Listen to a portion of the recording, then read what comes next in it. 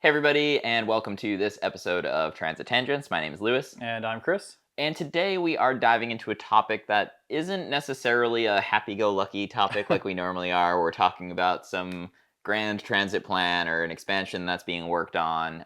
This one actually caught my eye on Twitter. I saw it initially from the Transit Guy. Good follow, good Twitter follow. We'll put a link there if you're interested in public transit sort of stuff. And the tweet essentially said Louisville, Kentucky is cutting their bus service in half. Yeah. And I was kind of like, damn, that's obviously not ideal anywhere.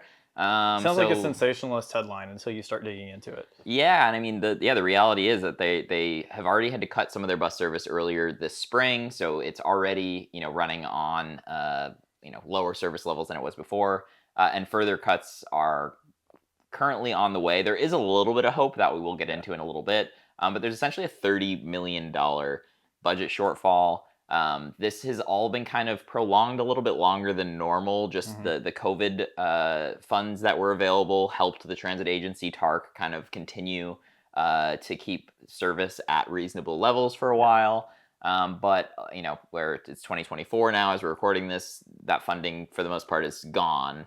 And they're having to make some really tough decisions. Yeah, and this isn't an uncommon story. I mean, this is a pretty extreme version of the story, where you're cutting out so much. But it's not an uncommon story to see in every metro in the U.S. about how transit services are facing budget shortfalls. And this all goes back to one of the episode we'll eventually do about how public transit doesn't have to be profitable. Right. That is not the purpose of public transit. But this is a very clear example of a system that, as we'll get into the way it's funded and other aspects of it, it's a good example of that kind of system that is a public good that's absolutely needed, but there's this push that like it has to be profitable. And what are we going to do? And now we're cutting $30 million out of it. One thing that was brought up, so the like local public radio put out an article. We'll put a link here for folks to see that kind of explains a little bit of the backstory here with the $30 million budget shortfall, and also how TARC has been funded. The funding mechanism hasn't changed since the 1970s. It's like 0.2% of the sales tax or taxable income in Jefferson County coming in. There's been a lot of criticism over the years that hasn't increased at all in the 40 years, 50 years. Yeah. It's interesting. Personally, I haven't been to Louisville before, so I'm curious. You've been, just to give folks a little bit of an idea of what the city is like, and then we'll get into the existing transit system and kind of the three main scenarios that are being laid out. Yeah, I've been to Louisville a couple times. I have some work up there, and it is a really nice city. I mean, it sits right on the river. On the other side is Indiana. The city itself, as you kind of wander around it, you can tell that it used to be a lot more dense than what it is now. Like you have a lot of old buildings, side by side, wall to wall type of buildings. But a lot of that's been torn down.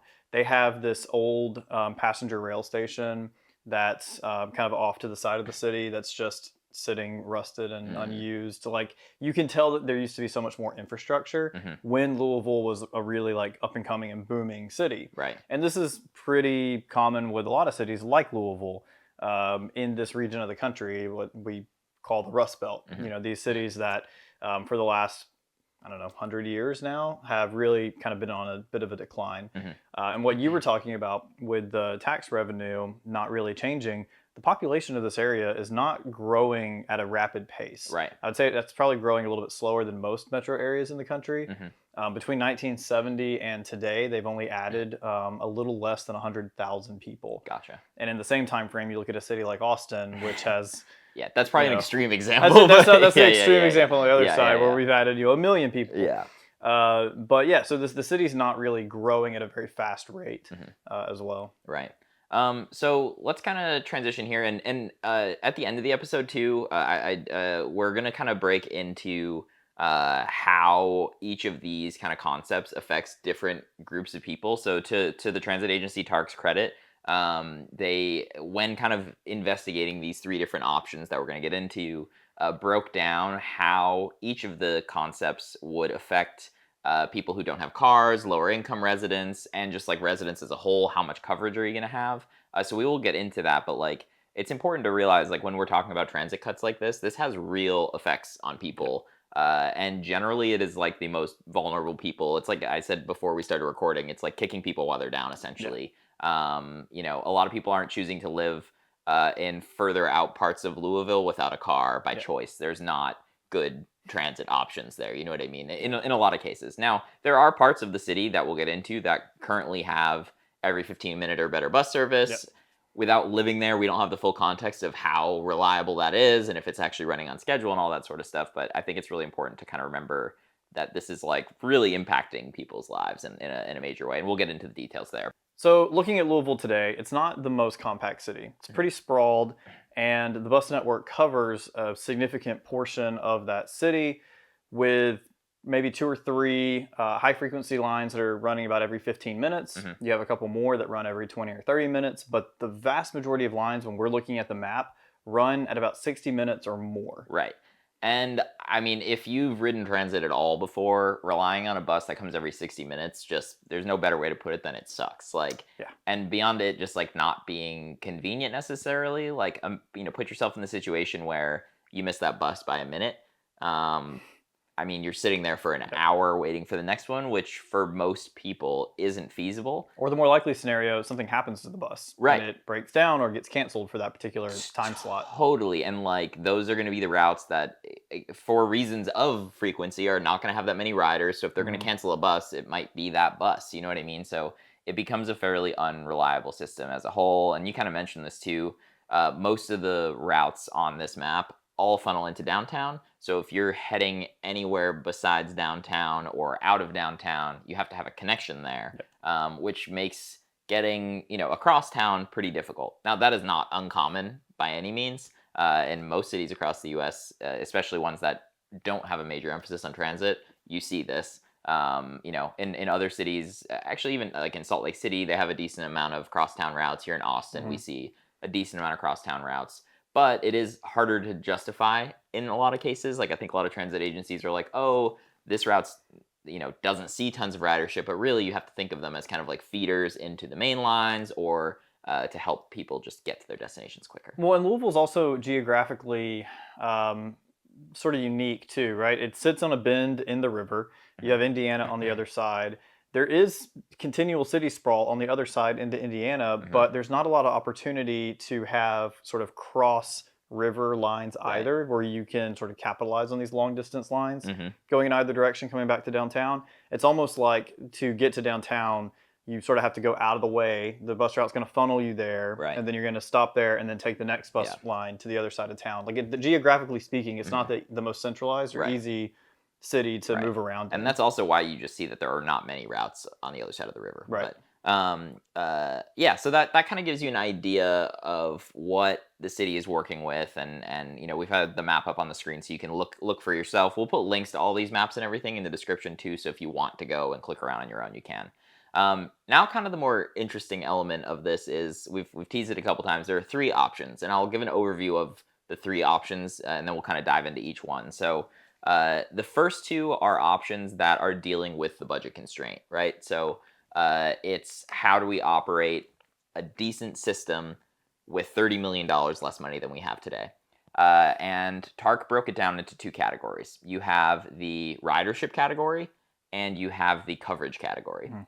Now, the ridership category would focus on putting the resources towards the highest ridership lines in the city to make sure that those lines have the best potential service possible to keep those routes functional and good and have basically every bus that's being used be a full bus using them to their Yeah. maximum Sort of potential. how can we provide better service to the areas that are going to use these the most often, to our Totally. most common customers, Yes. basically. Yeah.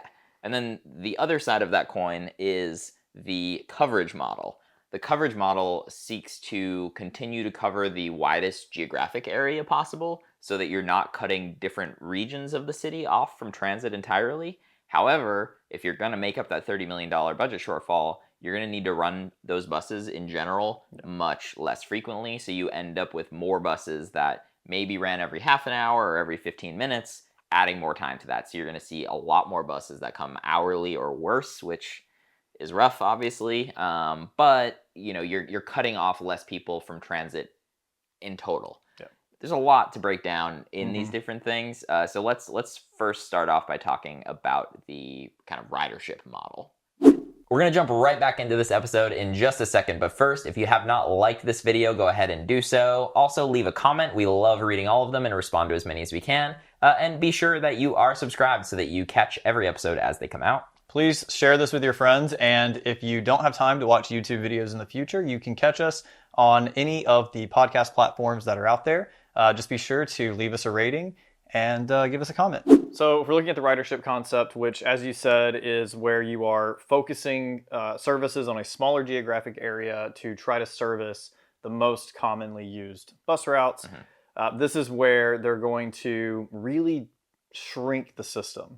And so you see a lot of these outward sort of sprawling bus routes that took you, 60 minutes or more disappearing, and you're really focused on providing more 15-minute service, 30-minute service, and 60-minute service routes. And in a lot of cases where you have the every 15-minute service routes, they'll go through a very popular corridor through town, and when they get to a certain point, sort of every other bus will sort of change its route. So for bus A, for instance, will continue on down a longer route where the service becomes less frequent.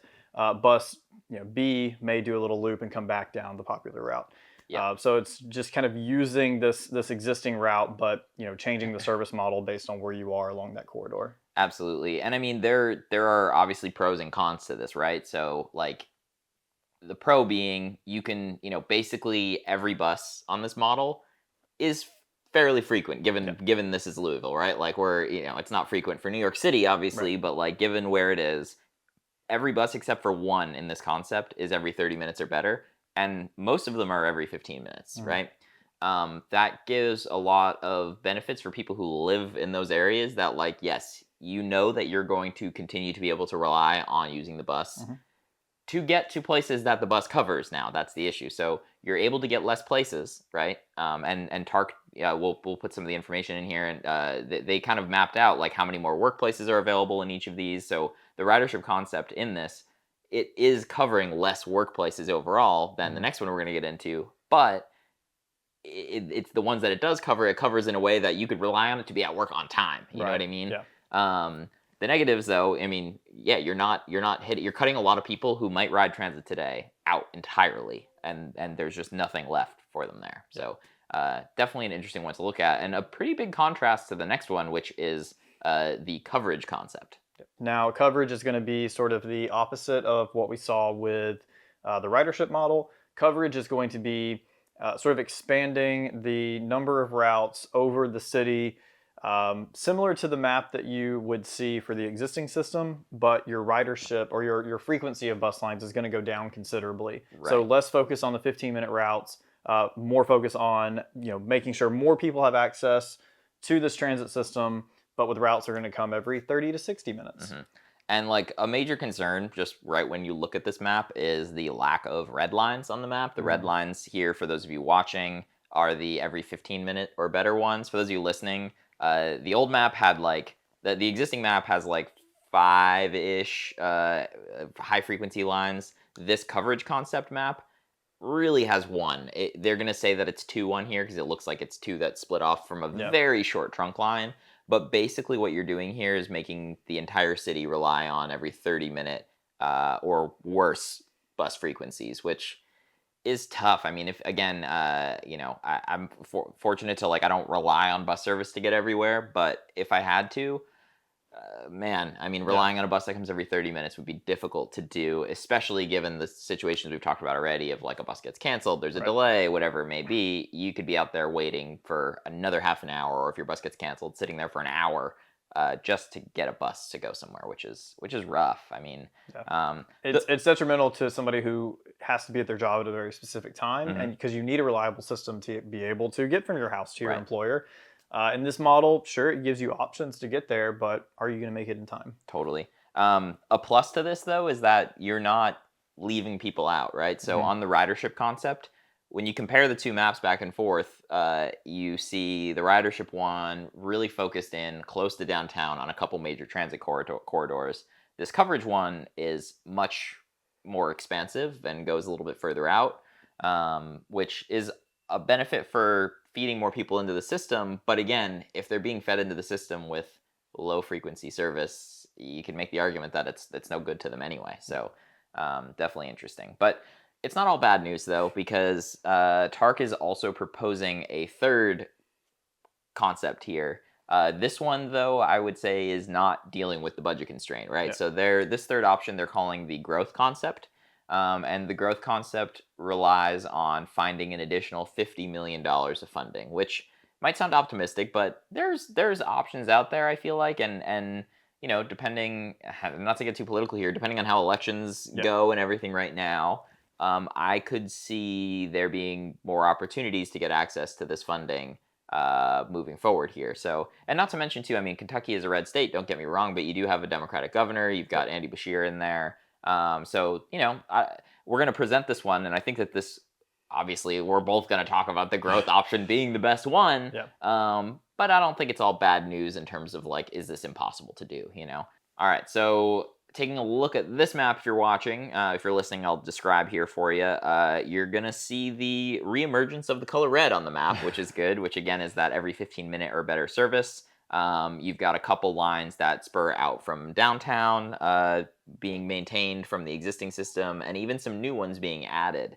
Something that stuck out to me was, I believe it's the 20 on here. Yep, the 20 is a new crosstown route. It's still fairly close in to downtown, but it's a crosstown route that is every 15 minutes or better, which definitely is going to help with some of those connections. You don't necessarily need to go downtown. You can get people more directly from destination to destination versus going way in and out of your way. You also see a lot more blue on the map, which is every 30-minute routes for some of the lesser traveled. But again, a 30-minute route, is it ideal? No, Right. but it's a heck of a lot better than an every 60-minute or more Yeah. time frame route. And I think if you're comparing this to the coverage model, you're still seeing a pretty large footprint, but the focus for the growth model is finding more efficient routes, providing more frequency on those routes, and then growing the system out from there. Totally. Once you sort of establish these better routes, they're getting better coverage, and you're convincing more people to ride the bus, then you start looking at expanding further out. Absolutely. And I kind of want to take a second to talk a little bit about why this concept I feel like is so important. And I'm going to refer to an article that we had in here, or in our document getting ready for this, just talking about the kind of human element of this. In the article, there's a woman who talks about feeling trapped if she loses access to bus service. And her story that she shared here was what's normally a 40-minute trip to go grocery shopping. She relies on TARC to get to and from the grocery store. After the spring service cuts, takes her 2 hours now, essentially, to go grocery shopping. And she lives about 1.5 miles from the closest grocery store. So imagine needing to pick up your dinner, and you go to the grocery store and you're coming back with bags in hand, Right. walking back, your chicken's thawing out. Right. It's not really possible to live that far from a grocery store and rely on walking there every single day. You need some type of transit service. Absolutely. And I mean, so that's just like one anecdote of the human element. We can find plenty more, but even on the other side of this, in the same article, there's conversations with business owners. Business owners want good transit as well because it makes it easier for their employees to get to work on time. If you're a business owner and transit is now being cut in your area, you're definitely going to see, number one, having people potentially show up less on time, but number two, just like having less access to a pool of employees. If you're on a major transit line, your pool of employees that you can hire who can come to work there becomes much larger. So, whether you're looking at this from the personal standpoint or even from an economic standpoint, this model would be a major benefit to folks in general.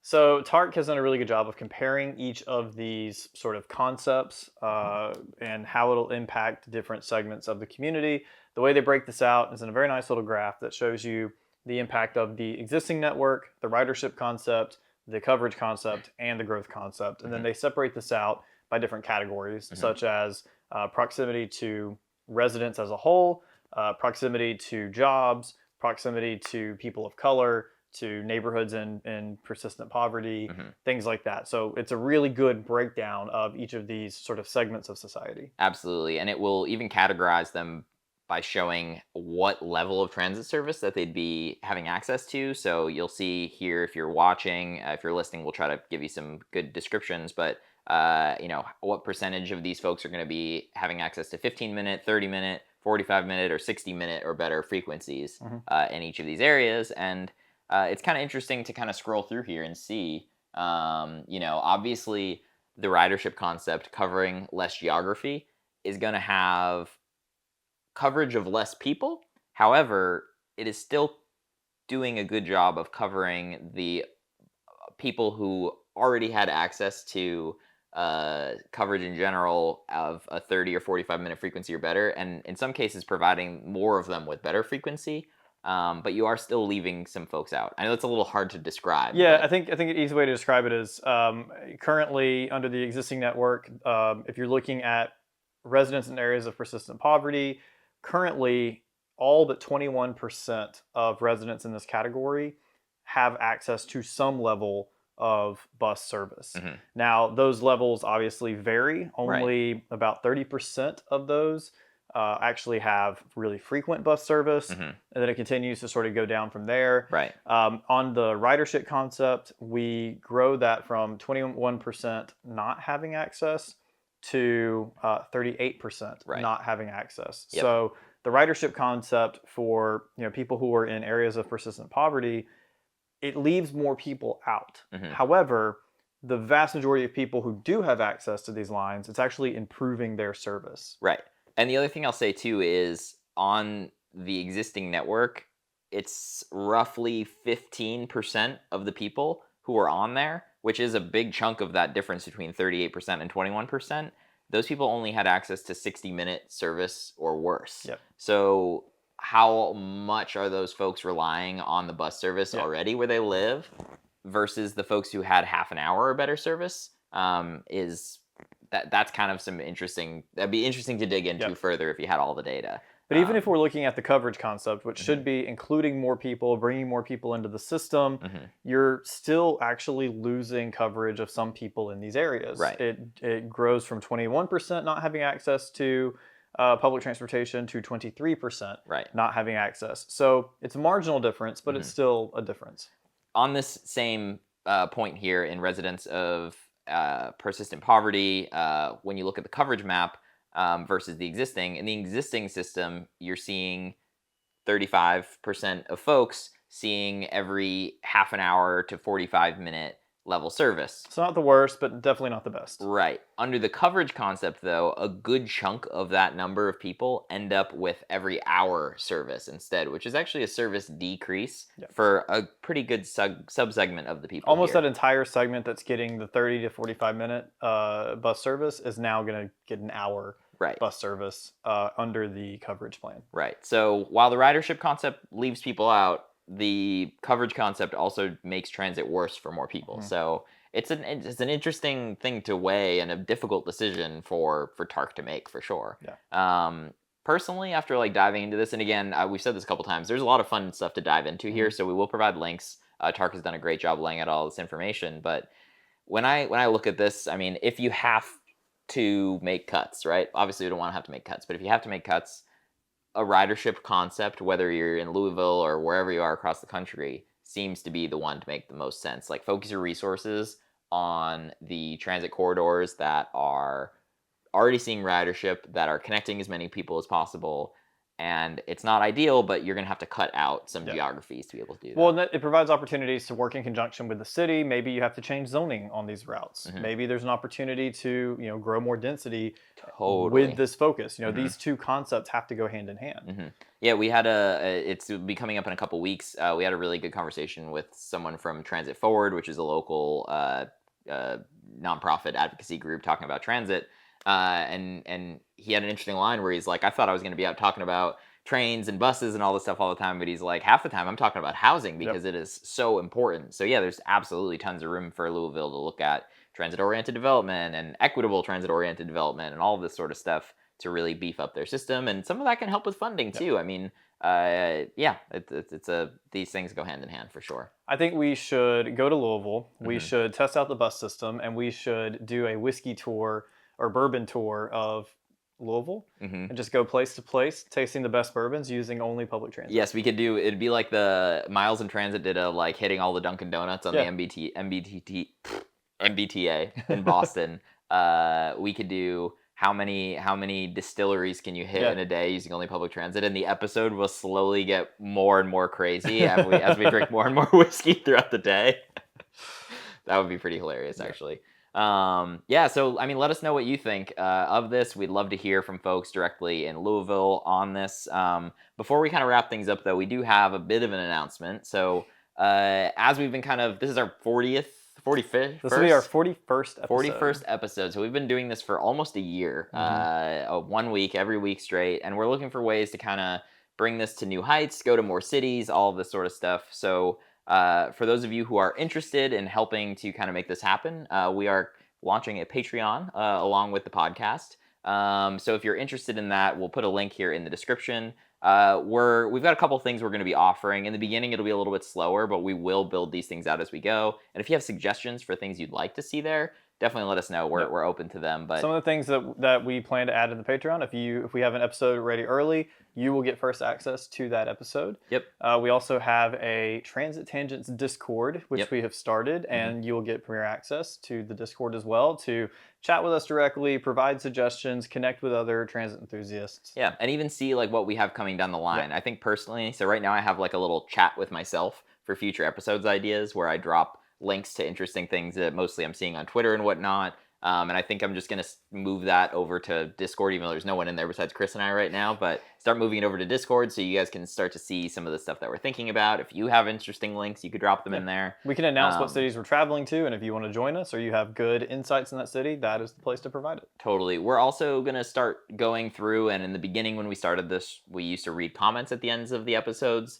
We are going to start reading comments. It might not be every episode, but every couple weeks. We're responding to people's comments and stuff on Discord. There's room to do things like Q&As and all sorts of stuff like that. So if you're interested in that sort of thing and you want to kind of help support the show, we do spend a lot of time trying to put all these together. So it'd be amazing if you could support us. There'll be different options and ways you can do so. And if you have questions or need help with it, we're also learning how to use it. So it might not be set up perfectly. You can reach out by email, transittangentspod@gmail.com if you have questions, thoughts, issues, anything like that. Yep. So with all that being said, though, if you haven't left a comment already, please go ahead and do so. If you haven't rated us on your favorite podcast platform, subscribed, liked, all those things, it would make a big help for us. Yeah. So with all that being said, thank you so much for watching today, and enjoy the rest of your Transit Tangents Tuesday. Yeah, I'm saving that dough. Public transit's where it's at. Watch me go.